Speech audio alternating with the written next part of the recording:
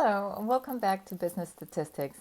So today we're reviewing Chapter 9, which is all about testing. So hopefully this will be much more fun for you going forward as you get to test results in the future chapters. What we will test are hypotheses, so similar to what you learn in science. Hypothesis, by definition, is an idea or an assumption. So we had learned about our group of students, about 25% of you wore glasses normally. And so an example of a hypothesis statement could be that a quarter of our students at this college might also wear glasses. And so a hypothesis test is using sample data to validate that hypothesis. Now, the null versus alternative hypothesis is where H sub 0 is going to be our null hypothesis, and the alternative hypothesis is going to be named H sub A. So in our example of wearing glasses, we could state that H sub 0, which is our null hypothesis, equals 25% of students wear glasses or contacts. And our null hypothesis, H sub A, is going to be 25% of students do not wear contacts or glasses. So there's a useful YouTube on testing the null hypothesis called How to State the Null Hypothesis by Stephanie Glenn. And you might want to take a look at that because it offers more detail on how to work that. Now, to test the statistic is what we use to decide between the null hypothesis and the alternative hypothesis. So the rejection area is known as alpha. And we then have to follow a 5-step procedure to for the hypothesis. So step 1 is we get to set up our null hypothesis H sub 0 and our alternative hypothesis H sub A. We then define a test that we're going to use on step 2, and then step 3 will be to calculate that test. Step 4 is we reject or accept the null hypothesis, and then finally we make a decision.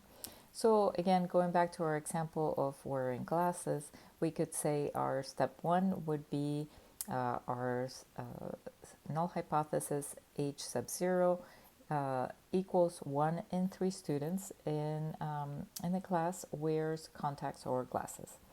Our H sub A alternative hypothesis is equal to 1 of 3 students in our class does not wear contacts or lenses.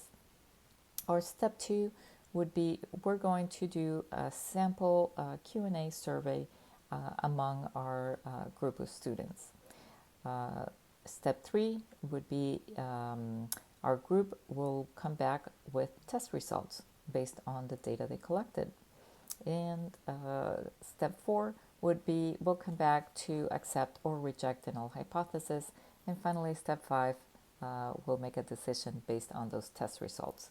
So a little bit tedious, but whenever you do test a hypothesis, you actually do have to state all 5 steps of that process in order to be able to move forward with the testing. And there will be questions in the homework to do that, so you want to become familiar with that process. Now, when looking at the area of rejection, our p-value is going to be the smallest value of that alpha rejection area for the null hypothesis.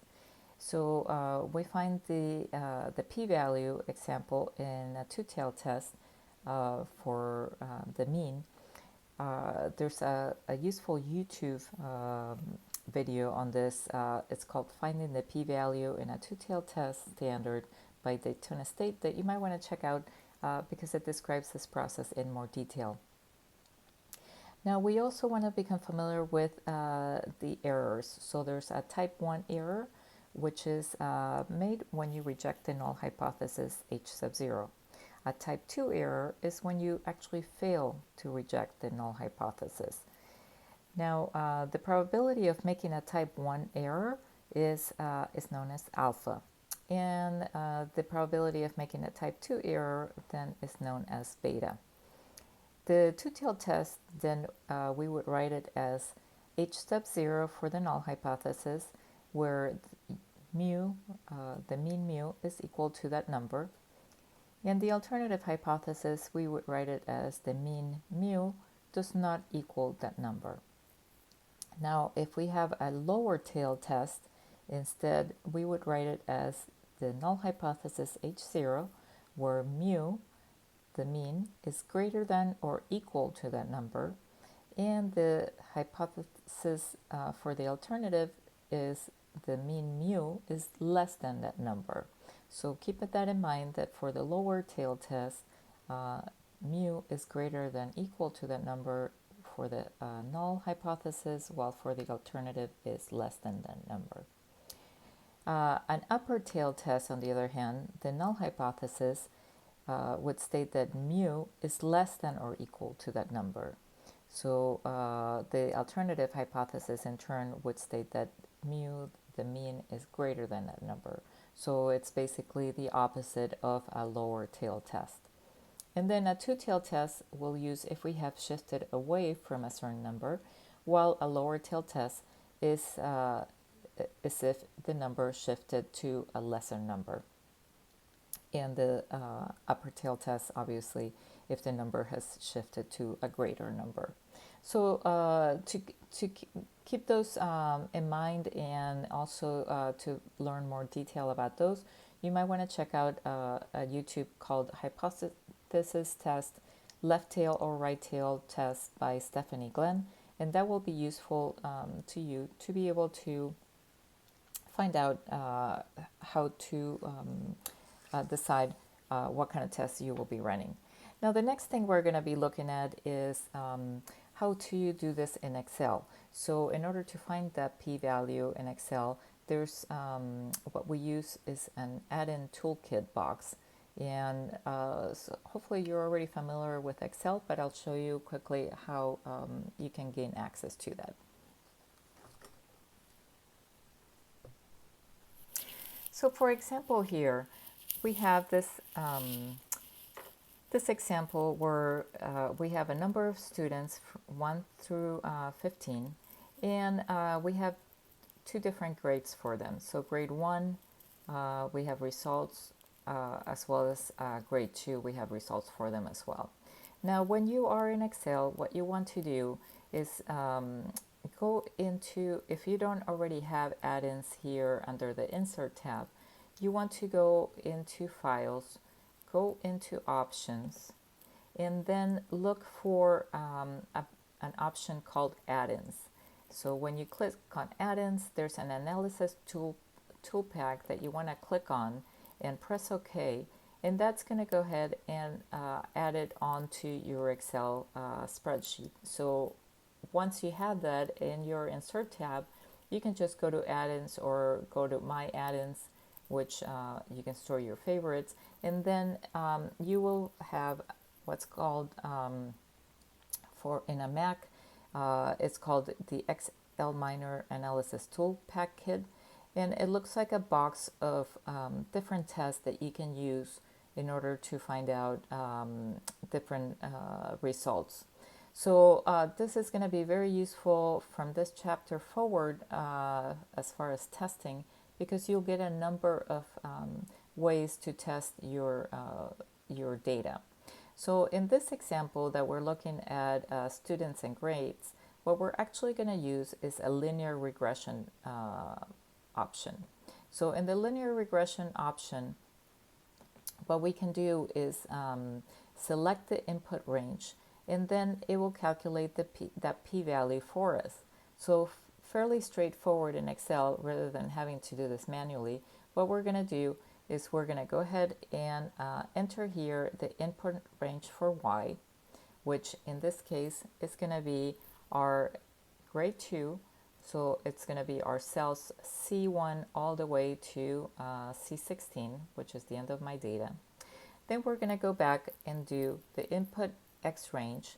So in this case, we're going to use B1 through B16, and that's because our grades 1 are going to be listed in that column.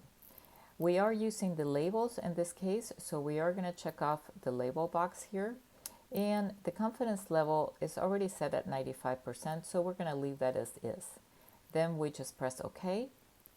And what's going to happen is it's going to give us a summary output box, just like what is showing right here.